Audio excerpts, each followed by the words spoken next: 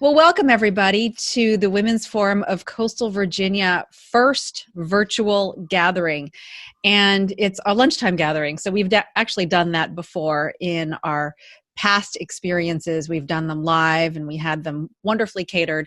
But because of what's happening now, we just wanted to make sure we had the opportunity to connect with our community. So we're thanking you for taking the time out to join us for our first virtual session, and joining us for a really special reason for a couple of things. We've got a special guest, Ruth Amundsen, and we have a couple of special announcements. So before I get started, I just wanted to introduce myself. My name is Cheryl Tan. I am one of the founding members of the Women's Forum of Coastal Virginia. We've got 4 of us here on the call today. So Kristin, if you could raise your hand and say a few words if you'd like to, founding members as well.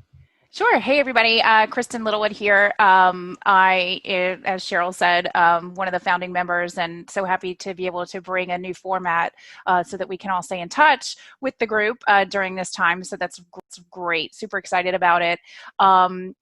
Other than, the forum, I am in marketing for a software company in Virginia Beach. Also the mother of a 3-year-old who goes back to school next week. Yay! Yay! I mean, I will miss him dearly, but woo!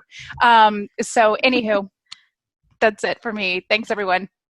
Thanks, Kristin. Elizabeth Duncan Hawker is also one of our, what do we call each other, by the way? Founding members? I'm going to go with that right now. Would you like to say something, Elizabeth? Yeah, hi everybody. We have missed you. So thank you for fitting us into your busy day. And we appreciate that you're accommodating it in a whole new way. This is not our norm. We love to see you in person and have private conversations and mix everybody. So, I'm the networker of the group. So I'm the founder of Red Hawk Strategic Solutions. So I love having everybody together.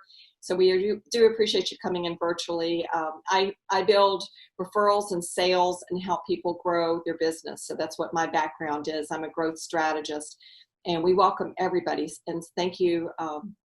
Is it Dr. Ruth? No, just Ruth is fine. We appreciate you, Ruth, today. Thank you. Wonderful. I also want to introduce Erika Small, who is definitely a founding member and such an important part of the Women's Forum of Coastal Virginia. You have a special announcement. Okay, great. Please, Erika, take it away. Okay. Hello, everyone. As Cheryl said, I'm Erika Small, and I'm the program manager of the Women's Business Center. I wanted to also mention that Deborah Giddens is on the line, and she is also a part of our Women's Business Center team. And great support. She owns a company called Virtual Design, and she has been a supporter of the Women's Business Center and also of the Women's Forum. One of the exciting things about today's event is not that it's only virtual, but I have some exciting news to share. What we do at the Women's Business Center is that we help women start, manage, and grow successful businesses. And with that said, I just want to give you a little bit of background about women-owned small businesses. We are starting businesses faster than anyone else, men, anyone else, but our businesses sometimes face challenges, and on the average, and this is according to a report by American Express, our businesses don't grow past $24,000 or 2 employees. And so that's one of the things the Women's Business Center does. We want to help to provide the training and support to see our women do so much better. We have the power to add jobs to our economy because we're opening those businesses faster than anyone else. And what the forum did when we came together several years ago, we wanted to offer professional development, but from the proceeds that we received as a result of people registering, we wanted to do something with that to give back. So we created what's called Scholarship to Scale. And I'm just going to read this. Your generous contributions from paid tickets for events over the last couple of years have been used by the Women's Forum to create a scholarship for emerging women businesses and those women business owners pursuing the benefits of national certification for a women's business enterprise, which is a WBE, or a minority business enterprise, MBE. And again, those are organizations, or those are certifications that women can receive to be more competitive, especially when it comes to supplier diversity. You can be very proud to know that by giving back builds businesses, and your contributions are going to help these two dynamic women business owners receive certification, training, and support to take their business to the next level. So I'm going to announce the two winners of our scholarships. And the first one is Dorothy Askew of the Askew Group.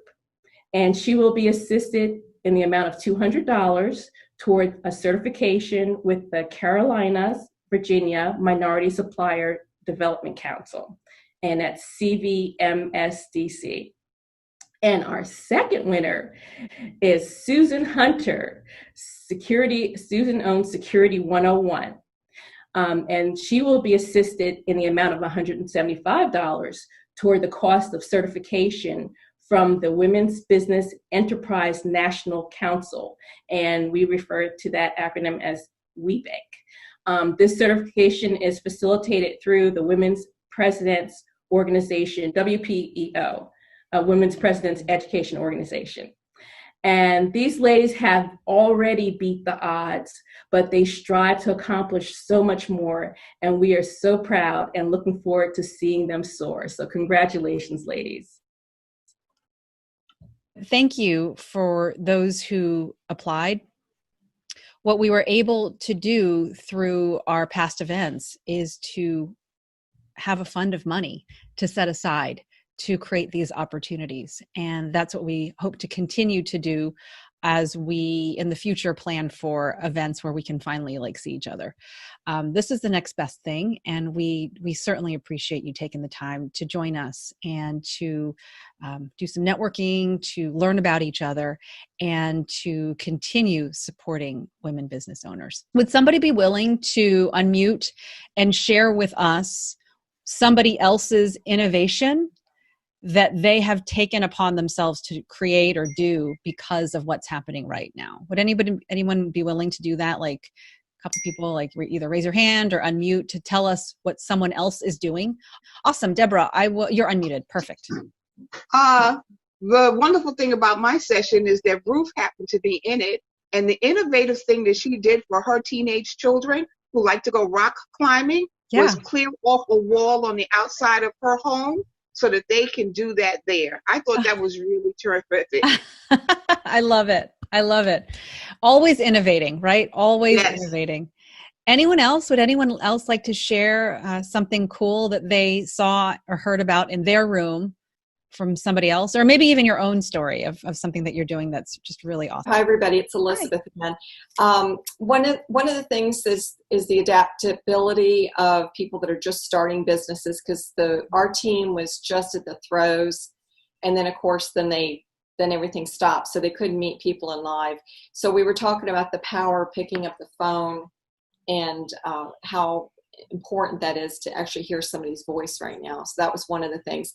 On a private level, I will tell you, I have learned to, I wouldn't say meditate, but to have more quiet time and be okay with that. Mm-hmm. So I would be curious to know if anybody else has found that that sitting still has become okay now in their world. Yeah. I'm curious to know. Interesting to see, because we've been forced inside, right, for so many weeks, what changes after the doors open for businesses. It's just interesting to think what will change as we make the choice to change. What will change? Anyone else like to share something? Go. Kristin, I was just going to, just a last quick one. I feel like it definitely deserves mention. We were chatting with Chrissy Hall, who was in our breakout, and having a role in healthcare. She's doing some phenomenal work in working with the governor's office and developing PPE and getting to design and develop it. So I think that's really cool, and wanting to give her a shout out. Awesome. Very cool.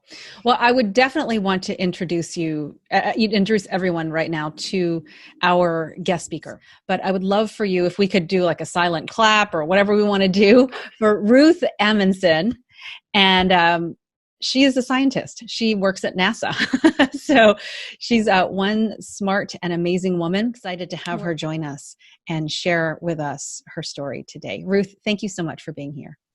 Awesome. Thank you very much, Cheryl. And thanks to all of you for inviting me to do this.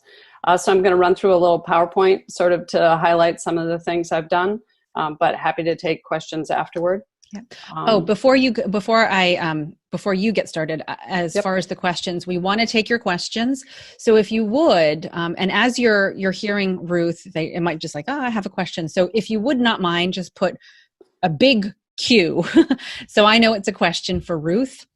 And then we'll make sure that she answers these questions at the end of her presentation. So in the chat, if you have a question for Ruth, just a big Q and then your question. Thank you. Ruth, go ahead. Okay. So I'm going to talk a little bit about solar and some other sustainability things that we've done. So first, at home, 3 of the bigger things we've done, we put in a green roof, which I believe was the first residential green roof in Norfolk. That's it on the left. And we also put in solar hot water and solar photovoltaic. And then a couple other of the smaller things that we've done. We live on the river, and I like to try to limit the kind of overflow that we get into the river from our household. So on the right, we have permeable pavers everywhere that our property abuts the river. So all the rainfall that hits our driveway ends up going into these large holes in the ground that are filled with rocks that are covered with permeable pavers instead of going into the river. And on the left, you see the buffer we have for us for the wetlands. That's a fall view, but in the spring, it's just gorgeous, really green, and it really is effective at filtering. We've had people from the city come out, and they like tear up when they see our wetlands compared to like riprap. It just has a hugely beneficial effect on the river and the bay. And then the bottom left is a 3,000 gallon rainwater cistern that we put in. That cistern's the whole back half of our roof, and the overflow, when it's too full, goes into our rain garden, which that's a picture of our rain garden looking really nice. It's since grown enthusiastically, so it's pretty wild now, but it does effectively take the cistern overflow. And then we also compost all of our yard waste and food waste and put it back on the garden. And we have a small kitchen garden, which has gotten bigger in the quarantine. So this is what I did after we did solar on our house. We sort of had all the solar on our house that we could do. And I looked around and wanted to do something bigger. And our kids at that time went to Norfolk Academy, and they have just beautiful roofs for solar. And they're a nonprofit, so they can't take advantage of some of the tax incentives that individuals have or businesses have. And so I found an innovative financing method where we could have parents front the money to put up the solar, and the parents actually own the solar. We formed an LLC, and we own those solar panels. It's $1 million of solar that was put up at no cost to the school, and the parents all get their money back in 7 years. And that ended up being a very popular idea. And right when we finished it, the federal government shut down for 5 weeks. So I had 5 weeks off, and the Sierra Club trotted me around quite a bit as a presenter to talk about this method. And I've talked to a lot of the other private schools in the area about putting up solar based on this. But this was really the culmination of a lot of work to get the parents together and to get the school on board. But being able to stand on that roof with my kids and look out at $1 million of solar that wouldn't have been there if I hadn't started the action was really one of the best times of my life. It was really heartwarming. It took a long time, but I really felt like I did something positive for the world. So when we got that done, then I had that 5 weeks off. And while I was making those presentations to different groups, someone said to me, oh, sorry, out of order. I'm going to give a little bit into the weeds on how this works on a nonprofit. So the whole idea is that a nonprofit can't benefit from the tax credits. So you use these individuals instead. And looking at the pie chart on the left, if you consider that the whole pie chart is the cost of the solar system, for instance, $1 million solar system, the parents get, because we installed earlier, we actually got a 30% tax credit and 30% from depreciation back right away. We finished the install in December, and all of the benefits flow to the parents on their personal taxes, and we all got 60% of the money back 4 months after we did the install. So, pretty effective way to do it. And then over the next 7 years, the school pays us for the solar. They're still net zero cost because they're saving money on their Dominion bill. Because now the tax credit's down to 26%, it takes about 8 years to get that money back. But when we did it, it was about a 7-year payback. So that works for anybody that wants to do it on a nonprofit, church, school, museum, aquarium, zoo, whatever nonprofit you're a friend of. If you want to get a bunch of members together and look at doing this, I have template documents for it. You don't really have to have a lawyer. And I can help you with doing it. Happy to do that. And I've been working with several different schools. We've done it on a couple churches. It's a very viable method. So what happened after that is someone alerted me to this new federal program called Qualified Opportunity Zones. And this is a nationwide program, but this map is just showing the zones that are in Southside Hampton Roads. The blue areas are areas that are designated as Qualified Opportunity Zones. And those are areas where the federal government is basically incentivizing investment in those areas, saying, hey, these are low income or at risk, disadvantaged areas, and trying to leverage some of the wealth, the private wealth that exists in this nation, and help out those areas. There's been positive and negative press about this program. It was started by Trump's tax act, and some people have used it badly. There have been millionaires that have renovated their golf courses with this money, which is not, in my view, how it should be used. But what I'm doing with it is the blue areas that you see in Norfolk are basically Lambert's Point, Park Place, Berkeley. And I've been putting solar in on businesses and nonprofits in those areas.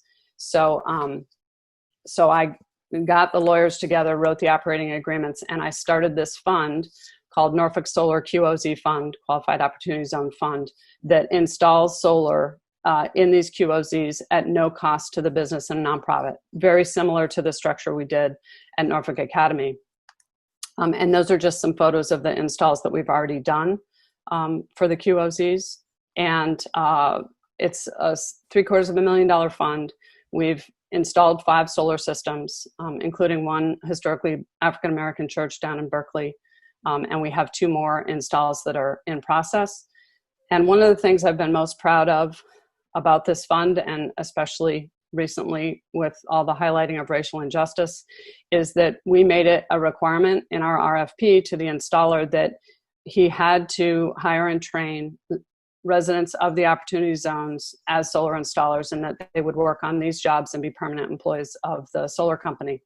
And so we've, as far as I know, that's the first installers of color that we've ever had in Hampton Roads. I've lived here 30 years, and I've known all the solar installers, and I don't believe we've ever had African-American solar installers before. And now we have 4 of them who all got trained on the job and are permanent employees of Convert Solar. So that was a really neat part of this. That just shows some of the specs that when we get done, we'll have added 1,200 solar panels to the locality. We're actively engaged with a lot of local groups like Sierra Club, Mothers Out Front, that help us find the employees, find the sites, pick what we're going to do. And we've gotten a couple of national accolades. And I think, as Cheryl mentioned, I've gotten quite a bit of press and been in the paper several times for this. So these are some pictures of our installations. That top right is First Baptist Berkeley. In the middle is Cozy Pure. On the left is Norfolk Machine and Welding. Anyway, a lot of different sites where we've put in solar. And to me, one of the benefits, besides cutting the utility bill of those institutions, is just bringing the knowledge of renewable energy to some of these neighborhoods where these people have literally never seen a solar panel and really don't have any firsthand knowledge of this. And being able to bring the jobs to those communities, even though it's a small number of jobs, and just bring the familiarity with renewable energy has been really a neat thing. So based on all that press, there was an investor named Peng Li who was online looking for cool things that people do with Opportunity Zone funds because he had some capital gains and wanted to start one. So he found us online. He called 2 people based on that, and they gave us rave reviews. So he called me and said he wanted to do exactly the same thing as I did. And I formed a small one-known business with Alden Cleantes called Norfolk Solar, and we're now working with him. His OZ fund is called Rancho Solar, and he has another $750,000 that we're going to install in Hampton Roads this year. Potentially, we're working with Norfolk State, and we're hoping to do 1 building at Norfolk State. Norfolk State could probably cite about $10 million of solar, but we're just going to do 1 building sort of as a pilot. We might do a building at ODU and a couple other sites and opportunity zones, and we will continue. We're hoping to hire 5 more residents of the opportunity zones and train them as solar installers as part of this fund. And then we're also trying to scale this. There's a couple of the large banks like UBS, Wells Fargo, Morgan Stanley that have very large qualified opportunity zone funds. We're talking, $1 billion kind of size. And a lot of them want to invest some of their money in things that satisfy goals for the environment, social justice, environmental justice, et cetera. And so we're trying to start up a larger scale fund where we could take in some of these commercial investors, not just family investors like myself and Peng. And we've done a quick scan of the area, and just in Southside Hampton Roads, we've identified about $150 million in solar that we could site. And we've been working to find someone who could give us a grant to stand up this fund. We would need to be able to write the operating agreements and stand up the financial structure. But if we did it, we could really paper the area with solar. Anyone that's in an opportunity zone, Norfolk State, ODU, Virginia Wesleyan, the whole Oceana base, the Virginia Beach Convention Center. I mean, there's some very large organizations that are in OZs that we could put solar on in the next couple of years. And if we did it at scale, it could be a substantial quantity of jobs of people hired from the opportunity zones. So maybe hundreds of jobs in those installs. But that's just, so far it's our dream. We're not there yet, but we're still actively trying to put it together. So our goals for that fund would be an equitable energy future for some of these people and businesses in the opportunity zone, that they could get solar at no cost to them and really participate in some of this revolution of renewable energy. We have to be able to give some kind of return to our investors, but it's not going to be huge. It's not going to be the kind of returns you get from a hedge fund. It has to be partly the satisfaction of healing the environment and trying to heal some of the racial injustice in the world. We're also offering that workforce development in these at-risk communities and helping stabilize the grid, giving these neighborhoods clean power, diversifying the energy source, and potentially putting in like solar plus battery backup, so they might have a shelter that could be robust in a power outage. They could have power. And the other part of clean energy is that these neighborhoods are often the ones where problematic fossil fuel entities are located because they are the ones where that kind of stuff goes and it hurts their health. And so the more clean power we can put in, the less we're going to need things like the compressor stations and the pipeline transformers and all the things that are cited in these neighborhoods that are pumping out toxins and hurting the health of people that are there. So call to action, what you guys can do at home. You can install your own solar. You could do your house, or you could just install one panel that lets you charge the battery on your boat or charge your solar lights in your yard. You can put solar on a nonprofit yourself and get your money back in 8 years. You can form an LLC to solarize some other nonprofit that's your favorite. Anybody and I didn't get into the weeds on this, but you have to have passive income to be able to use this method to take the tax credits.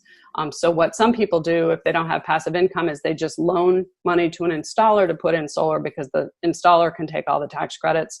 And if you can give the installer a cheaper loan than a bank, then it lets them put in more solar. a couple things that I didn't mention in this talk. I have a much longer version of this talk that I give, but in the same way that we finance solar at Norfolk Academy, a commercial installer can come in and put solar on any municipal building, any school building. And so a lot of cities like Richmond and Arlington have put out RFPs. Fairfax just put out an RFP for 30 megawatts of solar to basically cover all their schools. And it is no cost to the school, it's no cost to the city, and to me, it's just a no-brainer. And I don't understand why all the cities aren't doing this. I've talked to Norfolk City Council. I know people have spoken to Virginia Beach City Council.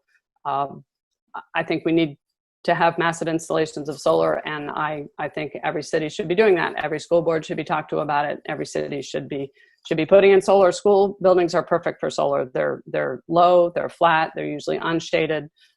They're really perfect roofs for solar, and there's nothing else up there. Another way to put in solar is called CPACE. It's Commercial Property Assessed Clean Energy Financing.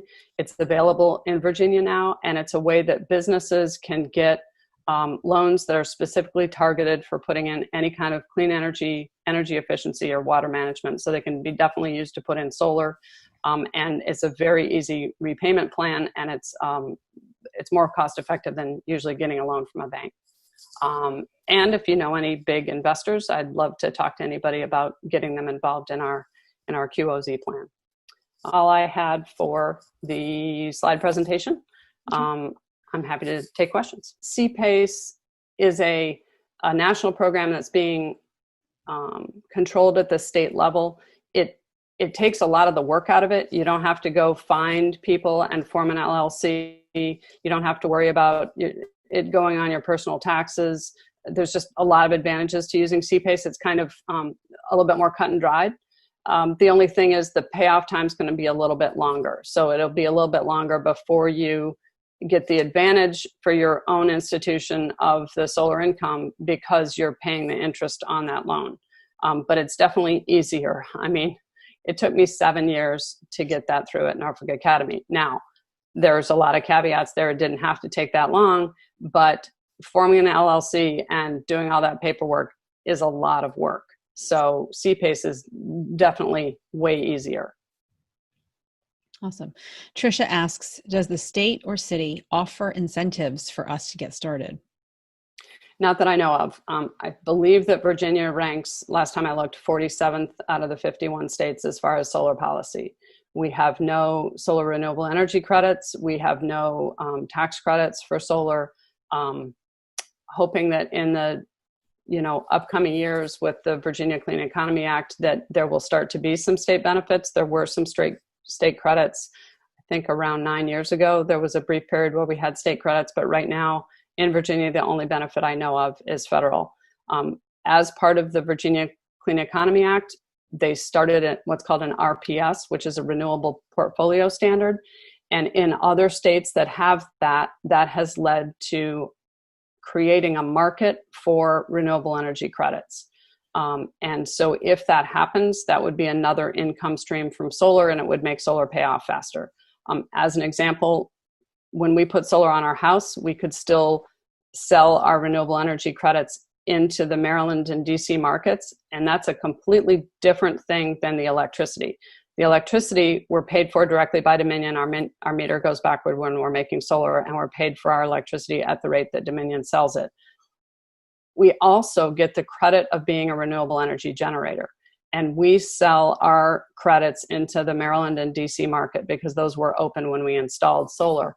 And the revenue we get from that is about 3 times more than we make from the electricity. So it's huge for us as far as the payoff. If that kind of market comes to pass in Virginia, that will substantially accelerate how long it takes solar to pay off. But right now, when you install in Virginia right now, all those other markets are closed. You can't get, we're grandfathered in because we installed in 2009, but if you install today, you can't sell into other states' renewable energy markets. We have to have that locally. And I think the Clean Economy Act was a great start, and that may then occur, and there could be some state credits. But as far as I know right now, there aren't any. In some localities like Arlington, I believe there are some. I only know Norfolk and Virginia Beach, and there aren't any here. Elizabeth has two questions. Do you have a preferred site where we can buy solar panels? And how easy is it for businesses to maintain solar panel roofs? As far as buying them, I'm a chicken. I wouldn't just go on the web and buy panels myself. I looked at that when we were looking at the Norfolk Academy job, and there are so many places selling panels, and some of them are really shady places from China and Italy and Germany, and some of them are really great places from China and Italy and Germany, and I'm not knowledgeable enough to tell the difference. I would always hire an installer to buy the panels, and they are really cognizant of the current market and who's selling good panels and who's using crap that wasn't put together well. We're currently using an installer called Rancho Solar. I really trust him. He keeps abreast of the market, what the current technology is, who are the good solar panel vendors. So I trust him. The other really good local installer is Solar Services. There's an installer that I believe is based out of Charlottesville called Sun Tribe. I think they're also really good, but there are a lot of semi-shady folks out there. I know, for one example, Power Home Solar. I know a lot of people that have trouble with them, where they buy really not so great solar panels and then they don't maintain them. And I know some people that have basically had to go to arbitration to get that. So I don't like to trash other businesses, but I would definitely think twice before installing from Power Home Solar. But I think Solar Services and Convert Solar are both great local installers. As far as maintenance, people literally don't believe this, but there's just no maintenance. Producing electricity from silicon is an inherent property of the material. There's no wear, there's no lubricants, there's no moving parts. There's none of the things that you take, your car in for maintenance because it needs the oil changed, or, it needs the spark plugs done, the tires inflated, all of that stuff. None of that applies to solar panels. The installers normally offer 7 to 10 years of maintenance as part of their install price. And if they're not offering that, then there's a problem. And it sounds great, like, wow, they're giving me maintenance for 10 years, but it doesn't cost them anything. Everything they're putting up is under warranty. So if something goes bad, like an inverter, they get to replace it under warranty. They get paid for the new inverter. They ship the old one back. They get paid for their installation time. It literally is not costing the installer anything to offer you that warranty. The only way it would cost them money is if it was their error in putting it up. If they jerry-rig something and it fails, then they have to come and maintain it. But there's no other maintenance. I have heard of people washing their solar panels, and that's a really bad idea. Please don't wash your solar panels. You have more risk of snagging the wire or scratching it. Solar panels can take hail strikes. They can take most branches hitting them. They can take 150 mile an hour wind. They can produce solar even with up to like a 6-inch snow load. One of the guys that used to sell solar used to give his pitch standing on a solar panel in hobnail boots just to make the point. They're very robust. The only thing that I would say is if you live right next to a coal dock and you're getting a huge deposition of coal dust such that the sunlight actually can't go through, then I would wash them off with a hose. But that's the only time I can think of that would ever need maintenance. Wow. Last question for you, Ruth, from 4Kids. So 4Kids is building a new building in South Norfolk, and they're starting to introduce several green initiatives. Their CEO, Thaler McCormick, is leading the green efforts, and they've got support and all that. Do you personally know this new building in South Norfolk, and do you think it could be a candidate for solar? I have had a lot of discussions with 4Kids about that building. I'm sorry, but I can't remember right now if the location is in an opportunity zone, but there's really no reason it couldn't be a candidate for solar wherever it is. It doesn't change the payoff time that much. So I definitely think it's something that they should consider. The only reasons not to put solar on a building, really 3 things that would make it not possible. One is if it's a slate roof, you can't do it. Number 2, if the whole roof is slanted to the north, you can't do it. And number 3, if it's under substantial tree shade from 10 a.m. to 2 p.m. Those are really the only things that would make it unsuitable for solar. And I'd be happy for them to contact me afterward. So we're when we send out the replay, which we do have a replay for this. You have a handout, right, Ruth? And Yep. And you were okay with sharing your PowerPoint? Is that correct? Yep. Okay. Yep. So Ruth's PowerPoint with all the information that she shared, as well as another handout she created, will be sent out in an email to everybody. Yes, I will be sending out by email, Cheryl, Okay. and Yeah. I'm going to actually turn everything into a PDF file. Perfect. And I'm going to send out a survey that we hope that everybody will respond to as well. Okay. So that was the other thing is we had one last question for you, Ruth, but as you know, you're going through the materials in the replay and the PDF that Deborah gives you, please let us know your thoughts about this format and you know, if you enjoyed this virtual format, which I don't know how you know, in the beginning we felt about Zoom, and you know, we feel something different probably now about Zoom, but it's really fantastic to have this opportunity to still connect even though we can't do so in person. So last question for you, Ruth, and this is from Susan asking about Rancho Solar. Are you familiar with that company? I am familiar with them.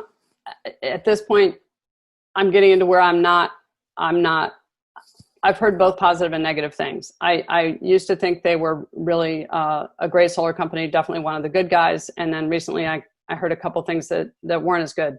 I don't have any personal experience with them. I've met a couple of them at conferences, but I don't have detailed knowledge of people that have had solar installed by them. So all I would say is, you know, buyer beware. There's a lot of ads now on every email about how to get free solar, and some of them are slimy, and it doesn't mean that solar as a whole doesn't work or is slimy. It just means there's some people trying to profit off of it. You know, I would always ask for references from any installer and call the references and ask how they like the job. I would always look them up on the Better Business Bureau site, and I would always get 2 quotes.